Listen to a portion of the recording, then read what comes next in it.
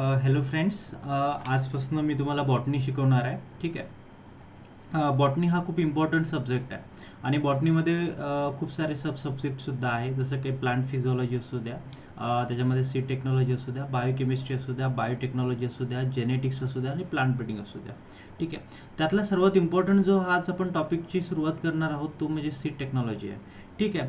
आणि जनरली तुम्ही जर बघितलं तर खूप साऱ्या एक्झाममध्ये सीड टेक्नॉलॉजीवर क्वेश्चन्स विचारले जातात. जर तुम्ही बँकिंगच्या एक्झाममध्ये बघितलं IBPS AFO त्याच्यावर सुद्धा सीड टेक्नॉलॉजीवर क्वेश्चन्स असतात की फाउंडेशन सीड म्हणजे काय, सर्टिफाईड सीड म्हणजे काय, ब्रीडर सीड म्हणजे काय असतं, न्यूक्लियस सीड म्हणजे काय असतं. ठीक आहे. आणि तुम्ही जर बघितलं तर आयसोलेशन डिस्टन्सवर सुद्धा प्रत्येक एक्झाममध्ये क्वेश्चन्स विचारले जातात. नाबार्डसारख्या एक्झाममध्ये MCRमध्ये जर तुम्ही बघितलं तर प्रत्येक सीड कलर जे आहे किंवा सीड क्लासेस जे आहे त्याचा टॅग कलर आपल्याला विचारला जातो. ठीक आहे. आणि एपिजल जर्मिनेशन म्हणजे काय, हायपोजल जर्मिनेशन म्हणजे काय, त्यातलाच आपण एक टॉपिक आज शिकणार आहोत की व्हायबिलिटी ऑफ सीड म्हणजे काय. हा खूप इम्पॉर्टंट टॉपिक आहे. ठीक आहे. एक सिंपल गोष्ट लक्षात ठेवा की व्हायबिलिटी ऑफ सीड म्हणजे काय, की ability of the seed to germinate into whole plant, that is called as the viability of the seed. म्हणजे काय की एखादं सीड ज्यावेळेस आपण जमिनीमध्ये पेरतो आणि त्याची जी उगवण क्षमता आहे, म्हणजे जमिनीमध्ये पेरल्यानंतर ते सीड ज्याप्रमाणे उगतं त्यालाच आपण काय म्हणतो, व्हायबिलिटी ऑफ द सीड. म्हणजे काय की सीडची जर्मिनेट होण्याची जी ॲबिलिटी आहे त्यालाच आपण काय म्हणतो, व्हायबिलिटी ऑफ द सीड.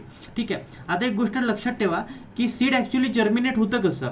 ठीक आहे. म्हणजे काय की एखादं सीड जे आहे ज्यावेळेस ते तुम्ही जमिनीमध्ये पेरता किंवा जमिनीमध्ये त्याची सोईंग करता आणि जमिनीमध्ये सोईंग केल्यानंतर ते सीड जर्मिनेट होईल किंवा नाही होईल याला टेस्ट करण्यासाठी या वेगवेगळ्या प्रकारच्या टेस्ट आहेत खालील प्रकारे. ठीक आहे. तर एक गोष्ट लक्षात ठेवा, ही डेफिनेशन इम्पॉर्टंट आहे. सीड व्हायबिलिटी म्हणजे काय की ability of the seed to germinate is called as seed viability. आता सीड जर्मिनेट होतं तरी कसं, एक बघा, हे सीडचं अशा प्रकारे स्ट्रक्चर आहे. ठीक आहे.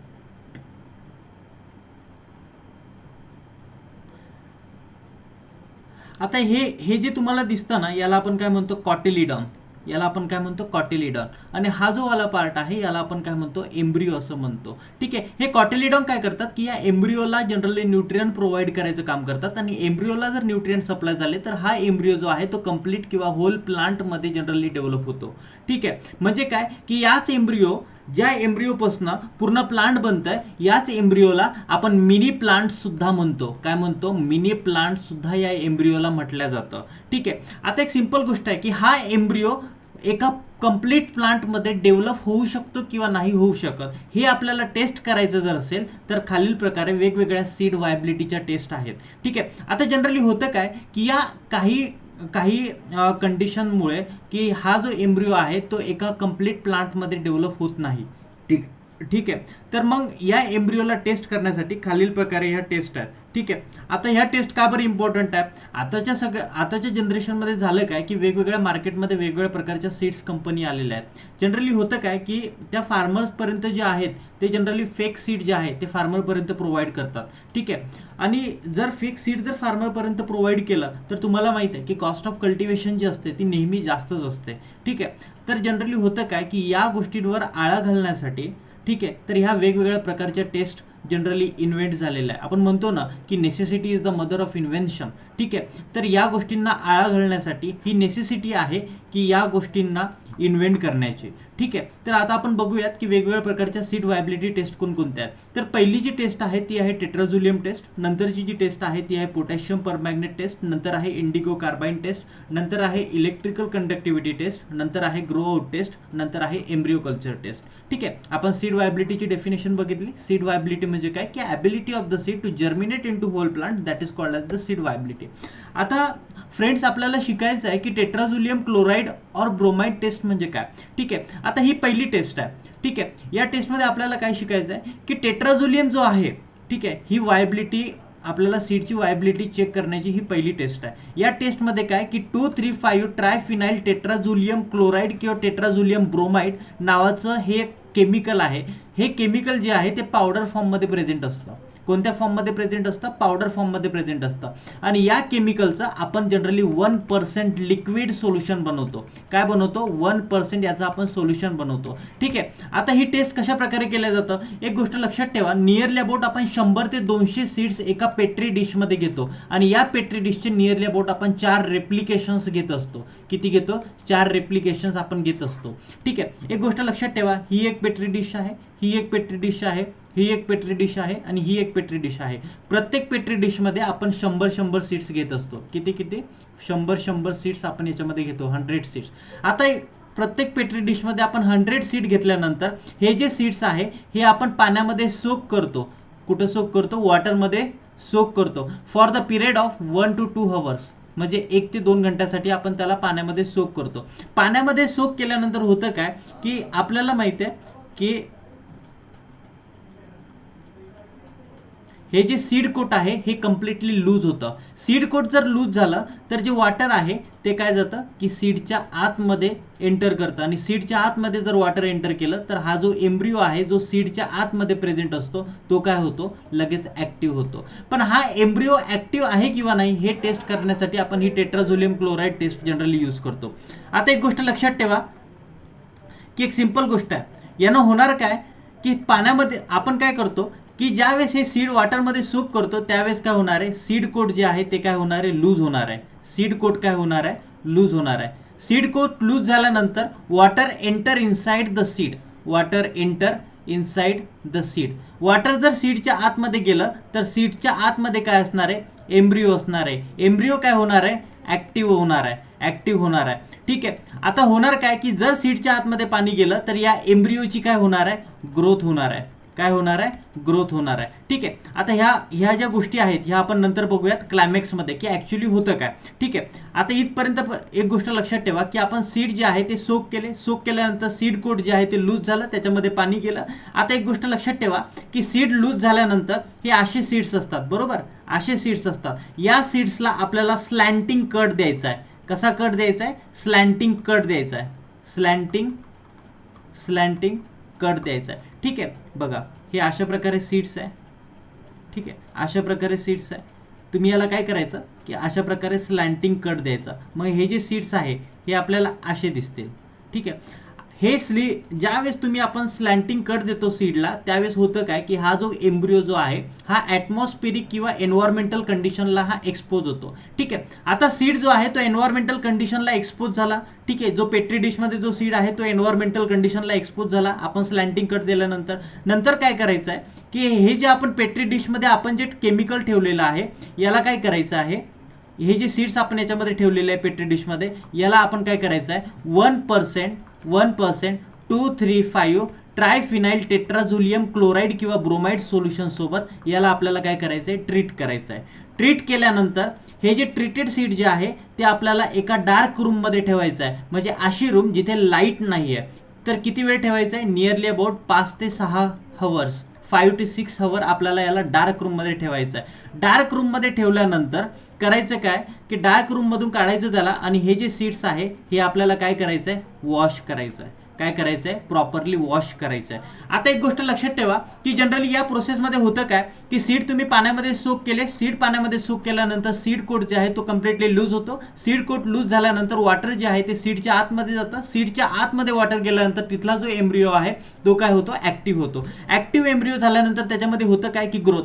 आपल्याला माहिती आहे की मला कोणतंही जरी काम करायचं असेल तर मला लागते काय की एनर्जी. हा पेन जर खाली पडला तर मला हा पेन उचलायचा आहे तर लागणार काय? एनर्जी. आणि आपल्याला माहिती आहे की एनर्जी ही कोणत्या फॉर्ममध्ये प्रेझेंट असते? तर एनर्जी जी आहे ती ATPच्या फॉर्ममध्ये प्रेझेंट असते. तर एक गोष्ट आपण शिकलोय 11वी-12वी मध्ये की प्लांटमध्ये 2 प्रकारच्या प्रोसेस ज्या आहेत ते जनरली होत असतात. एक जी आहे ती फोटोसिंथेसिसची प्रोसेस आहे आणि दुसरी जी प्रोसेस आहे ती आहे रिस्पायरेशनची प्रोसेस. आता फोटोसिंथेसिसची जी प्रोसेस आहे आपल्याला माहिती आहे की प्रकाश संश्लेषण ही जी फोटोसिंथेसिसची प्रोसेस आहे या प्रोसेसमध्ये ग्लुकोजचं फॉर्मेशन होतं. कशाचं फॉर्मेशन होतं? ग्लुकोजचं फॉर्मेशन होतं आणि glucose is a source of energy for every living organism. ठीक आहे. आता हे जे ग्लुकोज आहे हे डायरेक्टली ॲज अ एनर्जी म्हणून आपण यूज करत नाही, तर या ग्लुकोजपासून नियरली अबाउट 38 ATP हे बनत असतात आणि हे जे 38 ATP आहे हे या रिस्पायरेशन प्रोसेसमध्ये बनत असतात. ठीक आहे, एक गोष्ट लक्षात ठेवा. आता एक सिंपल गोष्ट आहे की वॉटर ज्यावेळेस सीडमध्ये जातं त्यावेळेस त्याच्यातला एम्ब्रिओ ॲक्टिव्ह होतो. एम्ब्रिओ ॲक्टिव्ह झाला म्हणजे त्या सीडमध्ये जनरली ग्रोथ होत असते. ठीक आहे, ग्रोथ होते म्हणजे काय की त्याला कुठे ना कुठे ग्रोथसाठी एनर्जी लागणार आहे. एनर्जी म्हणजे काय की त्याला ATP लागणार आहे आणि हे जे सर्व ATP आहे हे कोणत्या प्रोसेसमध्ये बनतात, तर ते सर्व ATP रिस्पायरेशन प्रोसेसमध्ये बनतात. या रिस्पायरेशन प्रोसेसमध्ये एक एन्झाईम असतो, त्या एन्झाईमचं नाव आहे डिहायड्रोजिनेज एन्झाईम. कोणता एन्झाईम आहे?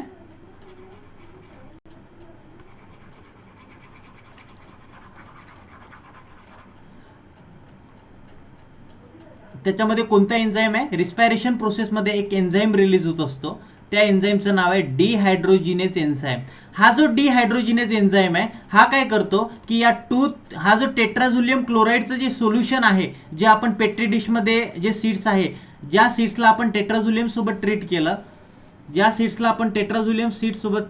केलं, तर होतं काय की हे टेट्राझोलियम केमिकल जे आहे ते या डिहायड्रोजिनेज एन्झाईम सोबत काय करतात, रिॲक्ट करतात आणि रिॲक्ट केल्यानंतर एक स्पेशल केमिकल कंपाऊंड फॉर्म करतात. त्या केमिकल कंपाऊंडचं नाव आहे फॉर्मॅजन. नाव काय आहे? फॉर्मॅजन. हा जो केमिकल कंपाऊंड आहे, ज्यावेळेस हा केमिकल कंपाऊंड फॉर्म होतो त्याच्यामुळे होतं काय की सीडला जनरली रेड पिंकिश कलर येतो, पिंकिश रेड कलर येतो. ठीक आहे, तेवढं लक्षात ठेवा. म्हणजे काय, जर तुमचा सीड मधला जर एम्ब्रिओ जर ऍक्टिव्ह असेल तर त्याच्यामध्ये ग्रोथ होणार आहे.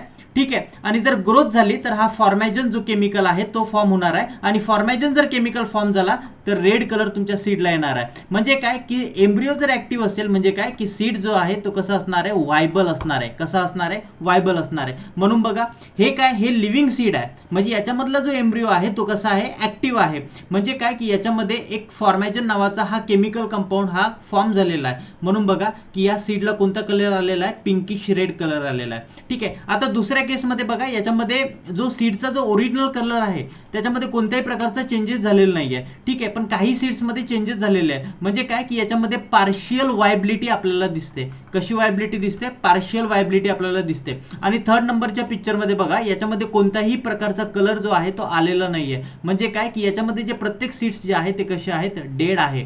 म्हणजे काय? इनवायबल आहे. म्हणजे याच्यामध्ये कोणत्याही प्रकारची वायबिलिटी नाहीये. ठीक आहे, तेवढं लक्षात ठेवा. आता ही जी टेट्राझोलियम जी टेस्ट आहे ही खूप इम्पॉर्टंट टेस्ट आहे. ही जी टेट्राझोलियम टेस्ट आहे ही लॅकॉन नावाच्या सायंटिस्टने 1964 मध्ये दिलेली आहे. कोणत्या सायंटिस्टने? लॅकॉन नावाच्या सायंटिस्टने 1964 मध्ये दिलेली आहे. या टेट्राझोलियम टेस्टला आपण बायोकेमिकल टेस्ट सुद्धा म्हणतो. काय म्हणतो? बायोकेमिकल टेस्ट सुद्धा म्हटलं जातं. ठीक आहे, एवढेच पॉईंट आहे जे टेट्राझोलियम टेस्टशी इम्पॉर्टंट आहे. ठीक आहे, नंतर आपल्याला बघायचं पोटॅशियम परमॅग्नेट टेस्ट. ठीक आहे, ही 2 नंबरची टेस्ट आहे. पोटॅशियम परमॅग्नेट टेस्टमध्ये जनरली होतं काय की आपण पोटॅशियम परमॅग्नेट नावाचं एक केमिकल आहे जे आपण डिस्टिल वॉटरमध्ये टाकतो. डिस्टिल वॉटरमध्ये टाकल्यानंतर होतं काय की त्या पूर्ण डिस्टिल वॉटरला पिंकिश कलर येतो. कसा कलर येतो? डार्क पिंक कलर येतो. आणि आपण काय करायचं की हे जे सीड्स आहे हे या वॉटरमध्ये टाकायचे. जर सीड्स जर लिव्हिंग असतील त्याच्यामधला एम्ब्रिओ जर लिव्हिंग असेल तर त्या सीड्सला कोणत्याही प्रकारचा कलर येत नाही. मी काय म्हटलं? कोणत्याही प्रकारचा कलर येत नाही. नो स्टेन. ठीक आहे, तेवढं लक्षात राहू द्या. जर सीड्स जर इनवायबल असतील, जर सीड्स जर नॉन वायबल असतील तर तुम्ही याला डीप स्टेन म्हणजे याला पिंकिश कलर आलेला तुम्ही बघू शकता. जनरली या प्रोसेसमध्ये होतं काय की एक सिंपल गोष्ट आहे की ज्यावेळेस आपण सीड हे डिस्टिल वॉटरमध्ये टाकतो आणि ज्यावेळेस याच्यामध्ये पोटॅशियम परमॅग्नेट टाकतो, जर जे सीड्स डेड असतात, तुम्हाला माहिती आहे लिव्हिंग एखादी गोष्ट असू द्या किंवा नॉन लिव्हिंग गोष्ट असू द्या, ती प्रत्येक गोष्ट सेल्सनं बनलेली असते. सेल्स मिळून काय बनवतात? टिश्यू बनवत असतात. ठीक आहे, जर लिव्हिंग जर गोष्ट असेल तर ते जे लिव्हिंग गोष्ट असते ती त्याच्या टिश्यूमध्ये जे सॉल्ट्स असतात, टिश्यूमध्ये काही सॉल्ट्स प्रेझेंट असतात. हे या लिव्हिंग गोष्टी ज्या आहेत त्या जनरली रिलीज करत नाही. पण एखादी गोष्ट जर डेड झालेली असेल तर ते हे जे डेड टिश्यू असतात हे या डिस्टिल वॉटरमध्ये सॉल्ट्स रिलीज करतात आणि हे सॉल्ट्स रिलीज केल्यामुळं या सीड्सला पिंकिश कलर येतो. कोणता कलर येतो? पिंकिश कलर येतो. ठीक आहे, तेवढं लक्षात ठेवा. याच्यामध्ये फक्त एवढंच इम्पॉर्टंट आहे की पोटॅशियम परमॅग्नेट टेस्टमध्ये जर सीड जर नॉन व्हायबल असतील तर त्याला पिंक कलर येतो आणि जर व्हायबल असेल तर त्याला कोणत्याही प्रकारचा कलर येत नाही किंवा थोडासा लाईट पिंक कलर येतो. ठीक आहे, तेवढं लक्षात ठेवा. आता आपल्याला शिकायचं आहे ग्रॉडेक्स टेस्ट.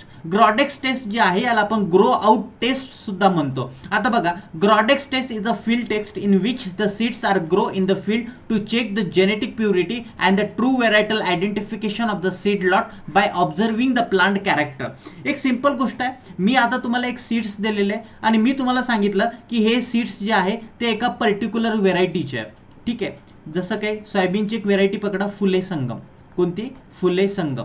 ठीक आहे, मी तुम्हाला सीड्स दिले आणि मी तुम्हाला म्हटलं की हे जे सीड्स आहे हे फुले संगमचे आहे. आता एक सिंपल गोष्ट आहे की फुले संगमचे सीड्स तुमच्या एका हातात आहे, फुले दुर्वाचे तुमचे सीड्स जे आहेत ते तुमच्या दुसऱ्या हातात आहे. मला सांगा की सीड्सला बघून तुम्ही ओळखू शकता का की हे पर्टिक्युलर सीड्स हे याच व्हेरायटीचं आहे? नाही. मग ग्रो आउट टेस्ट जी आहे ही व्हेरायटल आयडेंटिफिकेशनसाठी आपण यूज करतो. आता म्हणजे काय की तुम्हाला बघायचं आहे हे फुले संगमचे सीड आहे किंवा नाही, तर मग आपण काय करायचं आहे, एक फील्ड आहे, एका फील्डमध्ये आपण जे ओरिजिनल फुले संगमचे जे सीड्स आहे ते इथं लावायचे आहे, इथं ग्रो करायचे. आणि दुसरीकडे काय करायचं आहे की आपल्याला एखाद्या व्यक्तीनं जे सीड्स दिलेले आहे आणि त्यांनी म्हटलं की हे फुले संगमचे सीड्स आहे हे आपल्याला माहीत करायचं आहे, तर आपण हे दुसरीकडं म्हणजे जिथं आपण ओरिजिनल सीड्स लावले त्याच्या बाजूलाच आपण हे सीड्स लावायचे. या सीड्सपासून एक नवीन प्लांट काय होईल? ग्रो होईल.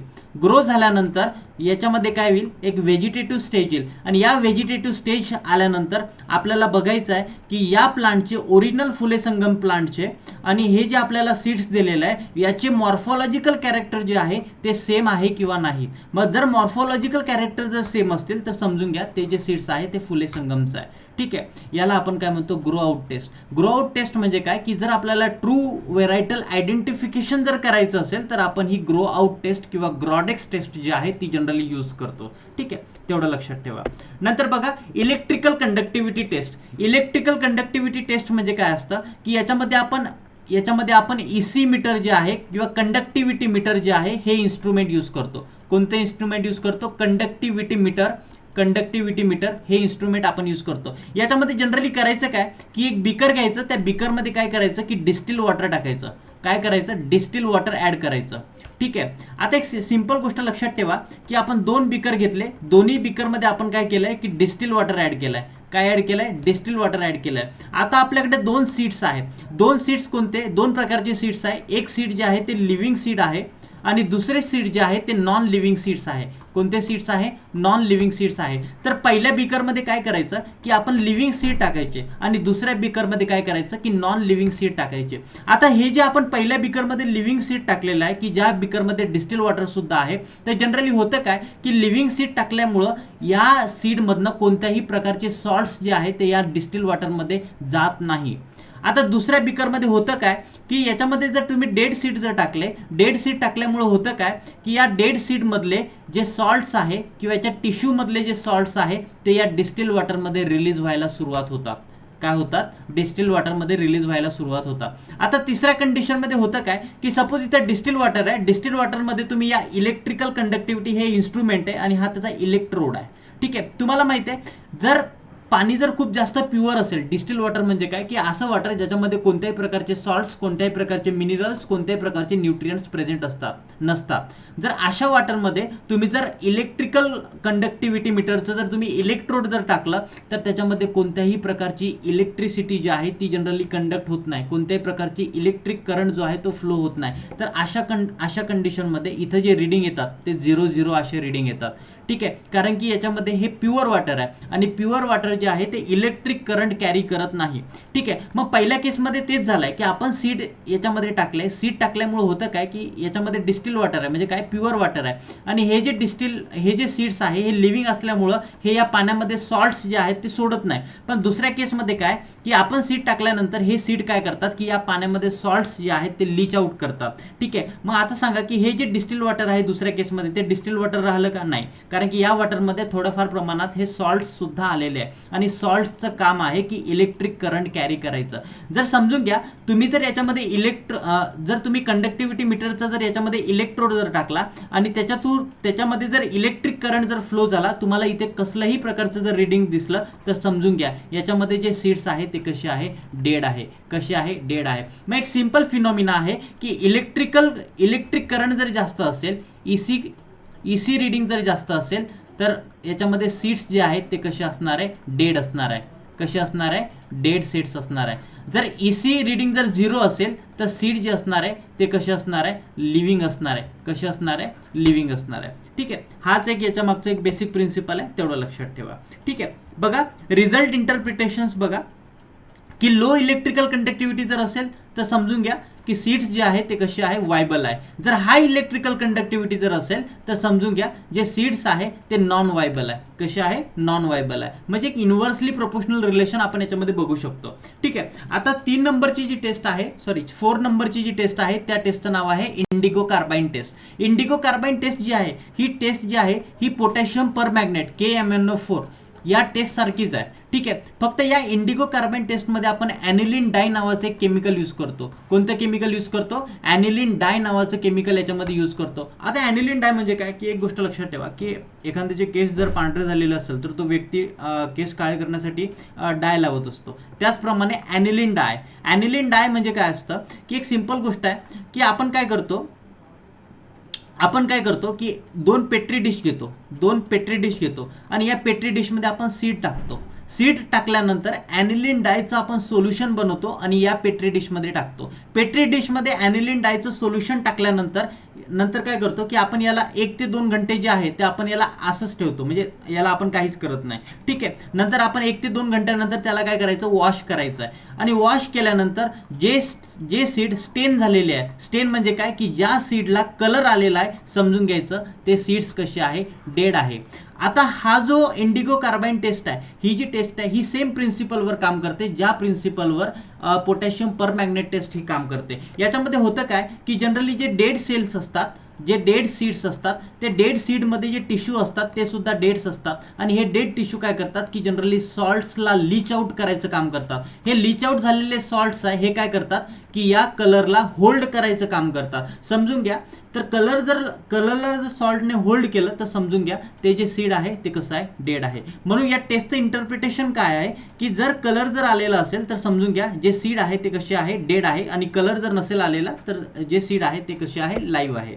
ठीक आहे, आता एक तिसरी जी टेस्ट आहे लास्ट, एम्ब्रियो कल्चर मेथड. आता एम्ब्रियो कल्चर जी मेथड आहे जनरली ही आपण लॅब कंडिशनमध्ये जनरली यूज करतो. आता एम्ब्रियो कल्चर मेथडमध्ये काय करतो आपण की हे बघा, हे काय, हे सीड्स आहे.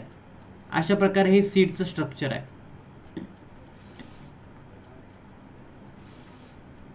ठीक आहे, आणि हे जे तुम्हाला दिसतं याला आपण काय म्हणतो, कॉटिलिडॉन असं म्हणतो. आणि हा जो एक पार्ट आहे याला आपण एम्ब्रियो असं म्हणतो. हा जो एम्ब्रियो आहे याच्यावर एक इमॅजिनरी लाईन असते. या इमॅजिनरी लाईनला आपण एम्ब्रियोनल ॲक्सिस असं म्हणतो. काय म्हणतो, एम्ब्रियोनल ॲक्सिस असं म्हणतो. किंवा याच एम्ब्रियोनल ॲक्सिसला आपण टायजेलम सुद्धा म्हणू शकतो. काय म्हणू शकतो, टायजेलम सुद्धा म्हणू शकतो. या एम्ब्रियोनल ॲक्सिसच्या वरचा जो पार्ट आहे त्याला आपण काय म्हणतो, एपिकोटाईल असं म्हणतो. त्याला आपण काय म्हणतो, एपिकोटाईल असं म्हणतो. याच एपिकोटाईलपासनं जनरली या एपिकोटाईलपासनं प्ल्युम्युलचं ओरिजिन होतं. प्ल्युम्युल म्हणजे काय की शूट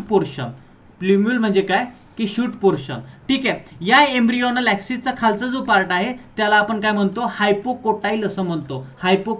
या हायपोकोटाईलपासनं रॅडिकल म्हणजे काय की रूट एमर्ज आउट होत असतात. रूट एमर्ज आउट होत असतात. आता या कॉटिलिडॉनचं काम काय की हा कॉटिलिडॉन काय करतो की या एम्ब्रियोला न्यूट्रिएंट सप्लाय करायचं काम करतो. या एम्ब्रियोला जर न्यूट्रिएंट सप्लाय झाले तर याच्यामध्ये एपिकोटाईल आणि हायपोकोटाईलची ग्रोथ होईल आणि या एम्ब्रियोची डेव्हलपमेंट होऊन हा एम्ब्रियो कंप्लीट प्लांटमध्ये डेव्हलप होतो. आता जनरली आपल्याला बघायचं आहे की या सीडमध्ये जो एम्ब्रियो आहे तो लिव्हिंग आहे किंवा नाही आहे हे जर आपल्याला बघायचं असेल तर ही एक टेस्ट आहे, एम्ब्रियो कल्चर टेस्ट. याच्या नावामध्ये सगळं काही दिलेलं आहे. ठीक आहे, याच्यामध्ये काय करायचं आहे आपल्याला, लॅब कंडिशनमध्ये हा जो एम्ब्रियो आहे आपल्याला लॅब कंडिशनमध्ये हा जो एम्ब्रिओ आहे हा एम्ब्रिओ आयसोलेट करायचा आहे. म्हणजे सीडमधला हा एम्ब्रिओ आपल्याला सेपरेट करायचा आहे. काय करायचं आहे? आयसोलेट करायचं आहे. आयसोलेट केल्यानंतर एका पेट्री डिशमध्ये न्यूट्रिएंट मीडिया म्हणजे काय असतं की असा मीडिया ज्याच्यामध्ये खूप सारे न्यूट्रिएंट हे प्रेझेंट असतात. तर अशा मीडियामध्ये हा एम्ब्रिओ ठेवायचा. तर या एम्ब्रिओ जर आपण न्यूट्रिएंट मीडियामध्ये ठेवला तर हा न्यूट्रिएंट मीडिया या एम्ब्रिओला न्यूट्रिएंट प्रोव्हाइड करायचं काम करतो आणि एम्ब्रिओला जर न्यूट्रिएंट सप्लाय झाले तर हा एम्ब्रिओ कंप्लीट प्लांटमध्ये डेव्हलप होतो. जर समजून घ्या एम्ब्रिओ जर कंप्लीट प्लांटमध्ये डेव्हलप झाला तर समजून घ्या की जे सीड्स आहे ते कसे आहे? वायबल आहे. म्हणून एम्ब्रिओ कल्चर जी टेस्ट आहे ती जनरली आपण लॅब कंडिशनमध्ये यूज करतो आणि ही खूप सफोस्टिकेटेड टेस्ट आहे. जनरली आपण ही यूज करत नाही. ठीक आहे. आता लक्षात ठेवा एम्ब्रिओ कल्चर मेथड याच्यामध्ये बघा की आपण एम्ब्रिओ आयसोलेट केल्यानंतर हा एम्ब्रिओ आपण पेट्री डिशमध्ये घेतला. पेट्री डिशमध्ये घेऊन नंतर हा फोर्सेप्सच्या मदतीने आपण एका न्यूट्रिएंट मीडिया कल्चरमध्ये आपण हा टाकला. न्यूट्रिएंट मीडिया कल्चरमध्ये आपण टाकल्यानंतर इथे बघा एम्ब्रिओ जो आहे तो कंप्लीट प्लांटमध्ये डेव्हलप झालेला आहे. हे दिसलं तुम्हाला? म्हणजे एम्ब्रिओ आयसोलेट केल्यानंतर 10 दिवसामध्ये तो कंप्लीट प्लांटमध्ये डेव्हलप होतो. ठीक आहे. जर कंप्लीट प्लांटमध्ये डेव्हलप झाला तर समजून घ्या ते जे सीड्स आहे ते काय आहे? वायबल आहे. ठीक आहे. तर आजच्या लेक्चरसाठी आपण एवढंच बघूया. Thank you. Have a good day.